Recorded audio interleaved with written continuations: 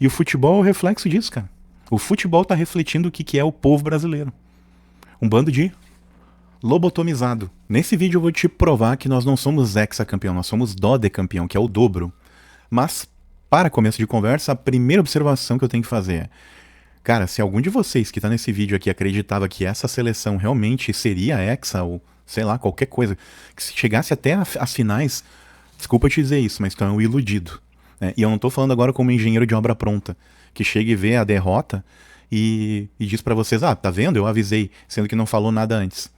Bom, o primeiro aspecto que eu tenho que comentar. Eu não sou um exímio observador de futebol, aqueles que acompanham tudo. Mas o detalhe é, eu observo ex-jogadores falando. E, cara, quando tu vê Cafu, Ronaldo Nazário, caras da antiga, como Rivelino, e aí agora eu sei que muita gente nova, aí que tem, sei lá, 30 anos menos, vai descredibilizar o que eu tô falando porque acha que hoje esses caras europeus aí, porque eles são mais rápidos, que eles jogam melhor. Mas aí a gente observa os bolas, os caras que realmente sabiam, entendem da tática, entendem do campo, têm a visão de jogo e entendem também que o Brasil perdeu a malandragem.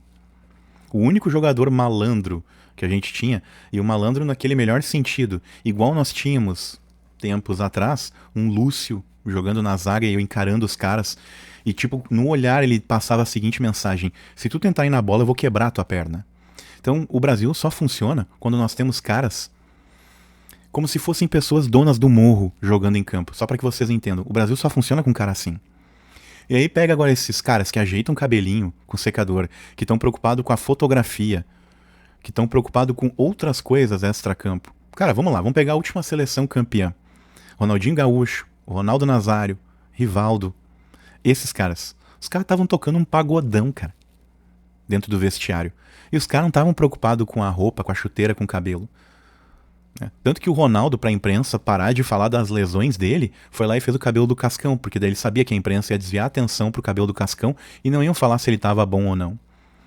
Então, olha o nível de estratégia que os caras tinham e o nível dos caras em campo, onde os outros realmente respeitavam. E ainda assim a seleção de 2002 entrou em campo sendo a zebra. Eu lembro disso. Tá? Eu era um gurizão bem novo, eu devia ter o quê? Uns 13, 14 anos no momento da Copa. Mas eu lembro disso, então eu recém tinha feito 14. E, cara, os caras tinham medo, sim. Os caras respeitavam, mesmo sendo a zebra da ocasião. Ok, dada essa informação, agora eu vou passar a vocês uma história que aconteceu ontem. E aí eu vou ter que envolver um contato, que eu não vou citar o nome, que é uma pessoa que eu conheço do tempo de escola, e vou colocar no meio uma coisa chamada política. Mas vocês vão entender onde eu vou chegar. Calma, porque eu não vou querer catequizar ninguém pro meu time de libertários. Mas vamos lá.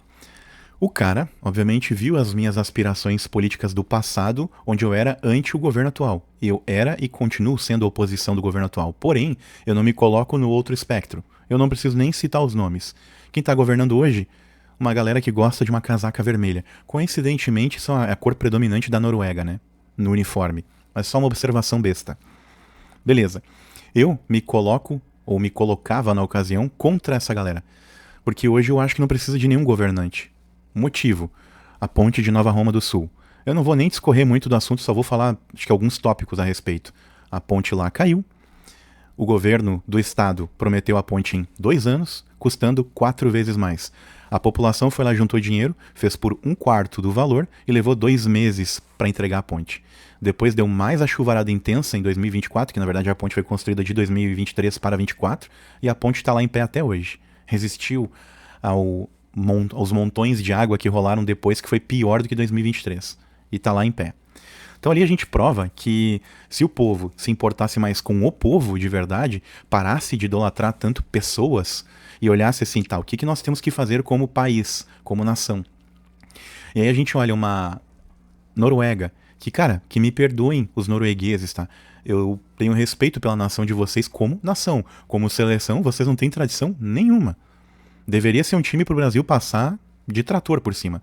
Mas temos um outro problema, que ele é o quê? Estrutural. Nós, eu me incluo nisso, nós como nação brasileira, nós somos fracos mentalmente. A gente nasce, cresce com uma cultura onde nós nos colocamos submissos a qualquer europeu. E aí eu digo pra vocês, tá? Quando um brasileiro sai daqui e vai pra lá, vai pra fora, e a gente tem inúmeros exemplos de brasileiros dando certo lá fora, O que acontece lá? O pessoal começa olhando pra gente desconfiado. Passa um tempo, quem vai pra trabalhar ou quem vai pra vestir, assim, a casaca do eu vou dar certo independente do que estão falando de mim. Essas pessoas chegam lá e elas têm altas habilidades. Motivo. Num lugar que nem o nosso, que é subdesenvolvido, onde as coisas custam 6, 10, 15, 100 vezes mais caro do que em outro lugar. A exemplo disso, lá fora, cara, uma camiseta que aqui o brasileiro compra toda torta, mal costurada dos chineses, que é a classe D de confecção deles, a gente paga 60 reais, 70, 80, 100 reais. O europeu compra uma camiseta alinhada, que aqui custaria 150, só pelo fato dela ser alinhada, e eles pagam 2 euros. Mesmo fazendo a conversão, a gente paga muito mais caro, mas muito mais caro mesmo. Por quê? Porque lá eles rejeitam qualquer coisa que não está de acordo. Aí, por exemplo, um brasileiro aqui vai lá fazer uma confecção, eu tenho certeza que a melhor confecção que um italiano pega, por exemplo, é a dos brasileiros. Só que ainda assim, se bobear, o brasileiro vai fazer por menos do que um chinês. E eu não sei explicar muito bem o porquê. Mas o que eu percebo? O brasileiro tem incutado a síndrome de vira-lata. Nós sempre achamos que a nossa nação é a pior do mundo, que aqui as coisas não dão certo. Elas até não dão, por conta da preguiça mental que o brasileiro tem, por conta do quanto nós somos apáticos de ficar olhando as coisas e a gente simplesmente vê a vida passar. A gente fica assim, ó, derretido no sofá, na cadeira, olhando. E a vida tá correndo. As coisas estão acontecendo. E enquanto a gente tá preocupado com a porcaria do futebol, porque sim, é só um evento, cara. É um evento que a cada 4 anos ele vem pra tirar a nossa atenção. Enquanto isso, os caras estão lá no Senado fazendo aprovações a toque de caixa pra ferrar o teu bolso e o meu. Então esses caras estão lá bem gravatados, cheirosos, tendo auxílio paletó, tendo motorista particular, recebendo verba de gabinete para colocar suas esposas para trabalhar em uma prefeitura. Aí, moral da história, o cara tem um salário de 50 mil reais, mais auxílio paletó que a gente não sabe por quê, claro que a gente sabe, que é de mais 35 mil, mais um motorista particular que para nós custa 16 e o cara paga um salário de 4 mil para ele. 5. Com base nisso, tá, eu tenho uma ideia de quanto hoje um motorista ganha com base no que esse cara ganhou. Turma, desculpa cortar a experiência de vocês, mas é um pedido rápido. Comenta aqui embaixo sobre o trecho que você assistiu até agora. O like ajuda você e a outra pessoa com o mesmo perfil para esse vídeo. Inscreva-se por todos nós. E se tu encontrou o botão de hypar, senta o dedão lá que vai ajudar a ti e a outra pessoa. Valeu! E aí, nós que pagamos isso. E aí o pessoal tá preocupado com o Hexa. Cara, a gente tem coisa muito pior para resolver. Muito mais complicada. Pra não dizer outra coisa. Eu gostaria de falar as coisas aqui, rasgar o verbo do jeito que eu falaria com vocês, olho no olho. Mas não dá, porque senão o YouTube, obviamente, não vai nem entregar esse vídeo para algumas pessoas. Mas, resumindo, nós somos dó de campeão, sim. Em corrupção, em sujeira, em tapetão. E isso reflete em o quê? A gente olha para as coisas e fica perplexo, imaginando, poxa, nós poderíamos ser um país de primeiro mundo. Claro que sim. Com a dimensão colossal que o Brasil é, com o solo fértil onde tu joga uma semente e as coisas brotam, e aí não querendo, obviamente, descredibilizar a agricultura, porque a gente só tem comida na mesa porque tem o agricultor lá cuidando daquela semente. Porque senão, à medida que ela brota, o passarinho já vai lá e come, né? Já consome. Então, tem que haver os olhos das pessoas para cuidar. E não só isso, a gente sabe que é muito mais trabalhoso do que o que eu falei. Mas vamos lá. Aí, por exemplo, o que aconteceu? Infelizmente, a seleção perdeu ontem. O que eu acho que é um reflexo justamente do que a gente vem gerando no nosso país. Uma apatia, uma total submissão, uma total moleza, uma preguiça mental, uma preguiça física de tomar atitudes. E eu não preciso dizer o quê.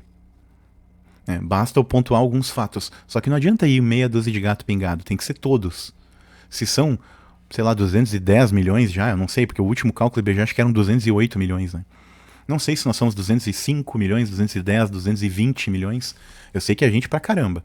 Se pegasse a metade da turma e botasse na rua, já ia dar um belo estardalhaço. Mas não. O pessoal quer estar em casa, de pantufa, tomando cafezinho, achando que 15, 20 graus já tá frio, sendo que aqui onde a gente tá fazendo 8. E ainda assim eu não acho que tá frio o suficiente, mas vou guardar isso pra mim. Afinal, a gente não tem casa com calefação, né? Então daqui a pouco não abrir a torneira quente já não sai água também. Então tem isso. Mas o que eu quero pontuar a vocês é um amigo, um cara que eu conheço há muitos anos, que a gente foi colega de escola e depois a gente trabalhou junto numa oportunidade, lá em 2012. Esse cara ficou pistola comigo. Porque eu meio que comemorei, vibrei, meio não, comemorei mesmo e vibrei quando deu Noruega. É óbvio que no começo do jogo eu tava torcendo para o Brasil.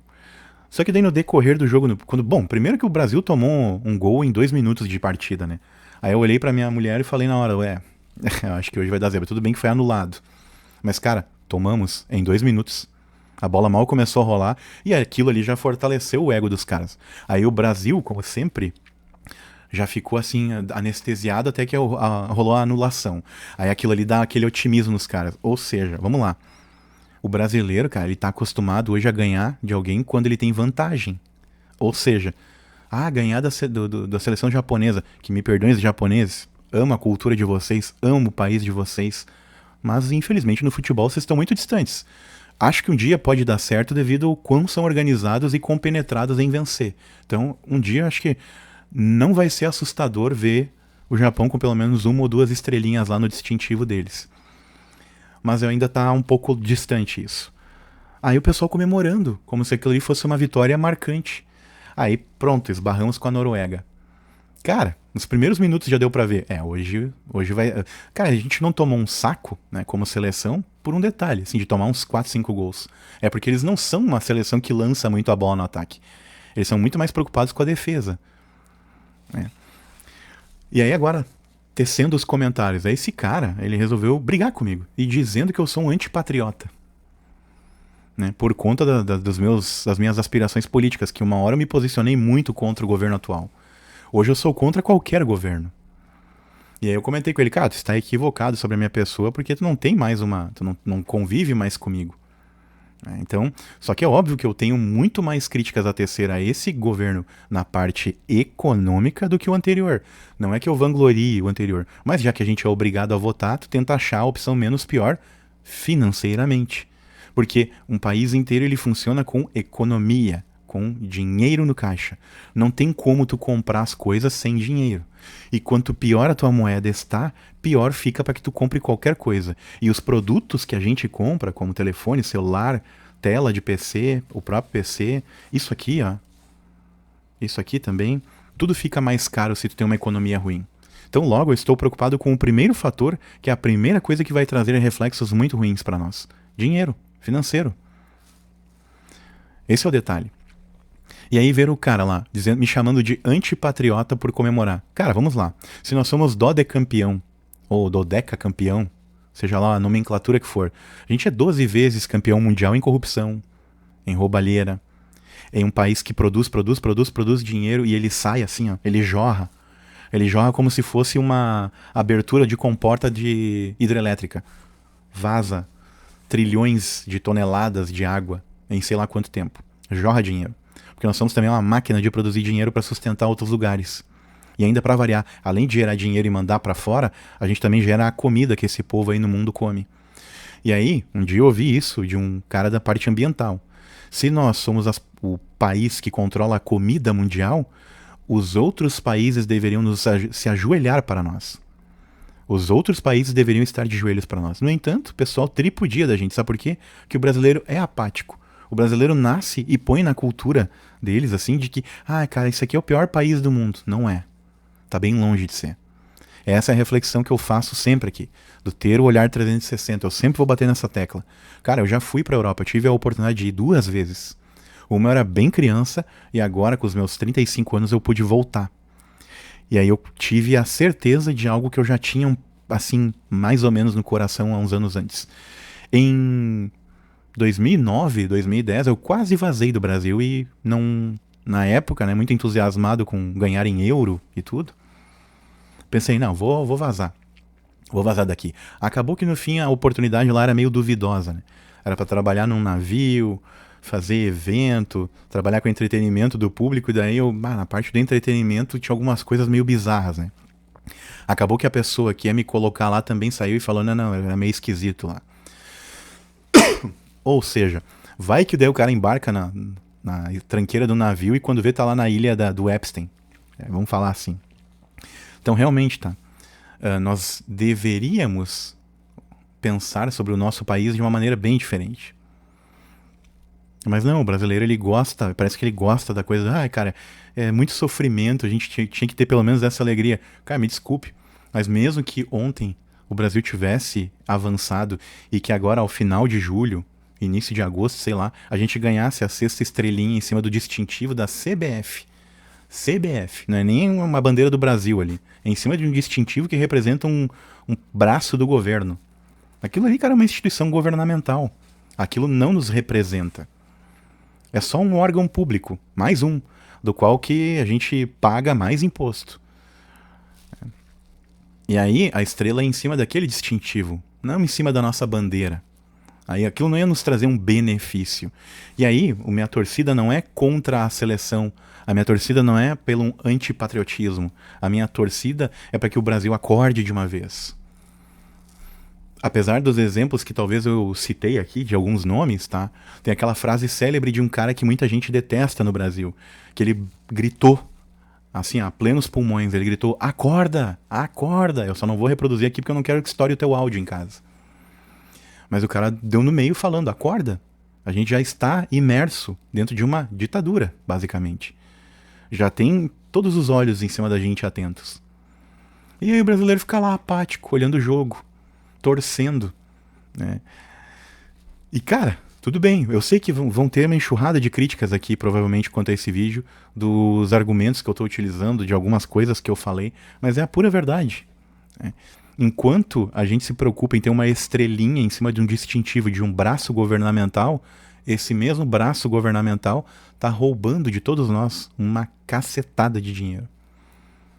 E a gente fica lá torcendo, brigando com o jogador tal, brigando com o fulano, achando que aquilo vai ser uma alegria. Cara, mas que alegria pífia, hein? Que alegria besta essa. E eu, assim, eu gosto do cara que teceu essas críticas e me chamou de antipatriota. Que brigou comigo ontem. Dele falando até, cara, muito me admira tu falar isso aí, sendo que tu torce pra Fórmula 1. Sim, mas agora eu não quero parecer elitista, tá? Só que são coisas bem diferentes. Vocês já viram como é que, por exemplo, um piloto brasileiro se comporta lá fora? Vocês já viram um piloto brasileiro dando entrevista? Primeiro que os caras falam mais do que uma língua. Segundo, vejam a polidez com que aquelas pessoas falam. É a completa antítese do futebol, que daí tu pega uns caras, meu, eles fazem dancinha. Eles têm um preparador de cabelo, eles levam o barbeiro junto, eles têm tatuagens espalhadas em todo o corpo, o que eu não tenho nada contra a tatuagem em si. O detalhe é, eles se preocupam em se marcar, eles se preocupam em estar esteticamente com alguma coisa, com alguma vantagem visual. E eles acham que aquilo ali vai ser o que vai levar eles pra algum lugar. Tudo bem, cara, se tu quiser pintar todo o teu corpo de tudo que é cor, quiser fazer qualquer cor que tu quiser, pintar o cabelo, isso não importa, contanto que daí então tu traga resultado, contanto que vocês assumam os erros, os acertos.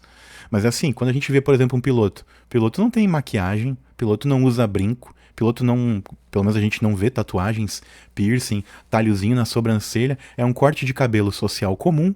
Isso quando corta o cabelo, às vezes os caras deixam um grande que chega a ter mullets e cabelo virado por cima da orelha. Os caras estão lá compenetrados em pilotar, em entender o carro, e tem uma outra postura na hora de falar. Então, assim, aquilo ali é basicamente, eu olho para aquilo, pô, esse é o Brasil que dá certo. Mesmo quando a gente não ganha, é o Brasil que dá certo. Aquele ali é o reflexo das coisas que eu quero para mim. Não essa porcaria desse futebol aí. Isso aí não reflete, cara, quem eu sou, quem a minha família é. Que a gente que acorda cedo, batalha, tem garra, tem gana, faz as coisas. Mesmo quando tá sucumbindo em problema financeiro, vai lá e batalha, luta. Isso aí que a gente vê, cara, desses jogadores. Por isso que eu olho para aquilo e não, aquilo ali reflete o que eu almejo pro meu país. O que eu espero de uma nação. Gente que se aplica, que vai, que batalha, que luta e que não fica chorando pelos cantos a todo instante. Eles olham, não, no próximo eu vou melhorar. Não, aqui foi um deslize, mas se eu tiver outra oportunidade eu já entendi o que eu tenho que fazer. É assim que os caras se posturam. Agora, futebol, cara, o futebol depois de 2006, com o quadrado mágico lá, Kaká, Adriano, Ronaldo Nazário e Ronaldinho Gaúcho. Depois desse quadrado mágico aí, meu, esquece. O Brasil não é mais o futebol, cara. E tá na hora da gente começar a olhar assim, vamos juntar os cacos, olhar para o que a gente tem e ver assim, cara, o que a gente consegue consertar em casa? Porque futebol, cara, se tu em algum momento, acho que eu já falei essa frase no começo, né? Se em algum momento tu acreditou que essa seleção iria ganhar alguma coisa, cara, vocês são muito iludidos. Vocês são, mas muito iludidos mesmo. É não ter noção da coisa. Eu vou torcer pra ter uma alegria e uma estrelinha no distintivo da CBF. Cara, então, assim, desculpa, tá? Não tô falando pra essa pessoa em específico, eu espero que ela não chegue nesse vídeo, porque eu usei ela como referência aqui. Mas qualquer um outro que achou, cara, que a gente tinha alguma chance, bah, vocês são muito iludidos, cara. Vocês devem acreditar até hoje em Papai Noel. Então a gente tem outras coisas dando muito mais certo sobre o Brasil. Economicamente a gente tá em frangalho. Independente do cara que assumir ano que vem, essa barca tá assim, ó. Eu lamento muito que a gente talvez vai ter que aturar mais 4 anos de muito problema. Pra talvez depois a gente dar uma reviravolta. Mas aí tem que saber escolher. Tem que saber cobrar. Tem que saber ser perseverante com as coisas. Não é uma ou duas vezes lá, vai lá e faz uma manifestação e deu. Não. Isso aí não adianta, o cara tem que estar toda semana na rua. Essa é a coisa que eu apoio daí. A gente toda hora tá lá, insistindo, persistindo, furungando. Agora faz uma vez ou outra no ano, aí depois fica apático. Aí vem os jogos da Copa, ai não, porque Brasil, vai brasa. Igual a mina lá que não conhece nada de Brasil. Ah, cara, assim, eu tenho que rir. Na verdade eu tenho que rir, cara, porque... Eu vou rir, vou rir. Eu vou rir, vou terminar ouvindo o vídeo rindo, porque... muito iludido. Cara, quem acreditou nessa seleção e quem acredita no governo atual, tem que tirar o chapéu pra vocês. Vocês acreditam em Papai Noel, cara. Com 50 anos de idade... e tem um na minha família que até hoje acredita. Então... Aí, misturou política com futebol, não sei o quê. Não, cara, eu tô misturando tudo. Eu tô enxergando o 360, o macro do nosso país. E o futebol é o reflexo disso, cara. O futebol tá refletindo o que é o povo brasileiro. Um bando de lobotomizado por TV. E outra, né? Bem que o Casé lá, o Casemiro, esse tá farmando em cima disso aí. Né? E agora vai falar sobre a derrota e ele tá enchendo o bolso de dinheiro. E tá certo. Não condeno. Tá mais que certo. No lugar dele faria a mesma coisa.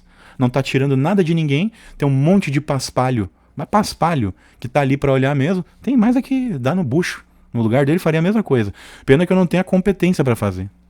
Se os vídeos do canal Cortina Preta conversam com você ou lhe tocam de alguma maneira, fica aqui disponível os links, tanto abaixo do banner como também na descrição desses vídeos, para que você ou contribua com o canal ou compre alguns dos cursos. A minha missão é deixar você perceber o mundo 360 graus à sua volta.